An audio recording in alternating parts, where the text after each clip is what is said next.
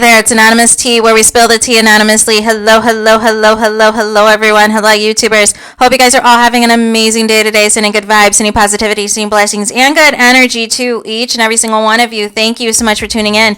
So today we're talking Love and Marriage DC because the ratings are in for episode 3 from last week, and it is a season low in viewers. It has dropped 50,000 viewers from the previous week, which was at 215,000. It went down to 166,000. This is, however, not the lowest rated episode. The lowest rated episode came actually last season, where there was an episode that came in at 158,000 viewers.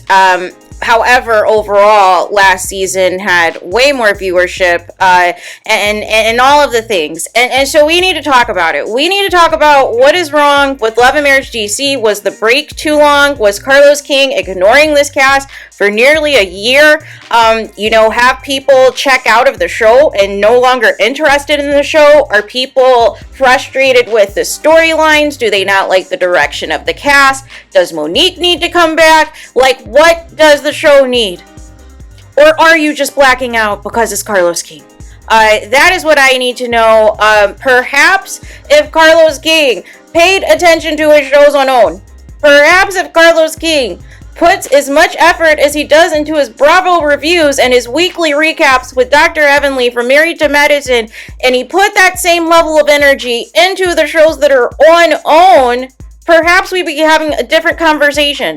Because there is no excuse for the ratings to drop off like this, people. And you can't even blame the Super Bowl, because the Super Bowl was last Sunday. So you can't even blame the Super Bowl at all. You can't blame NBA All-Star Weekend, because that is this weekend. And really, there's not much buzz about even that. But most people watch the All-Star game on Sunday. So again, what is the issue? What are the problems here in which these ratings are so abysmal, people? Why are these ratings so low? I thought Carlos King was the king of reality TV and Kingdom Reign and all of these things. So wouldn't the king of reality TV know what works for a good reality TV show? Wouldn't, not putting people against each other and trying to push through, some of the storylines that aren't authentic, in favor to prop up your faves, and the real stories that we want to see are missing in action? And now, all of a sudden, we have to resort to cast members going back and forth in the comments on whether or not somebody calls somebody sassy. Like, is this what we're doing in 2024? This is why people are not tuning in. People are not interested. People are not feeling it. And for those of the people who support Melody Cherie Rogers from Love and Marriage Huntsville, who did not appreciate her being bullied on her own show for the past few seasons, who do not appreciate, basically the enabling of Melody Cherie Rogers' ex Martel and allowing him to act any old kind of way on and off camera, to the point that security and therapists need to be on set because they have no idea if or when Martel is going to show up, and they have no idea what Martel is going to say or do that is going to be out of bounds. However, he continues to come back on the show. Make it make sense. And then we had the cast for several seasons riding behind Martel and riding behind his actions and making excuses for him and all of these things. But it is not translating to these spin-off shows, Carlos. And I'm just trying to figure out, as much smoke as you have for Bravo and the Bravo shows, and you think that you're sticking it to Andy, but you're actually harming the OWN network. You're actually harming your own shows because you are not cultivating anything in any of these shows. You are not involved in these shows anymore. You are too obsessed with what is happening over at Bravo.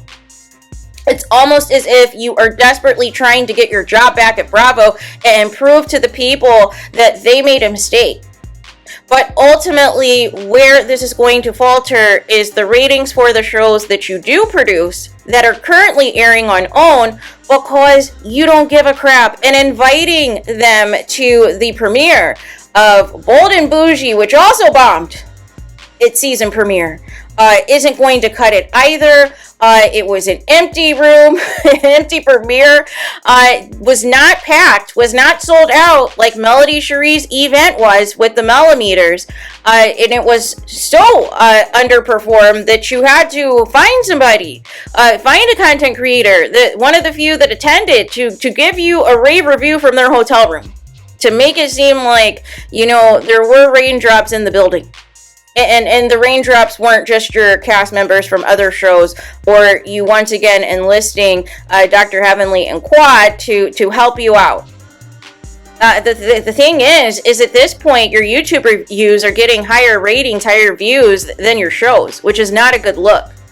Your two current shows that you are hyping up and doing the most over social media currently, your YouTube views are higher than both shows.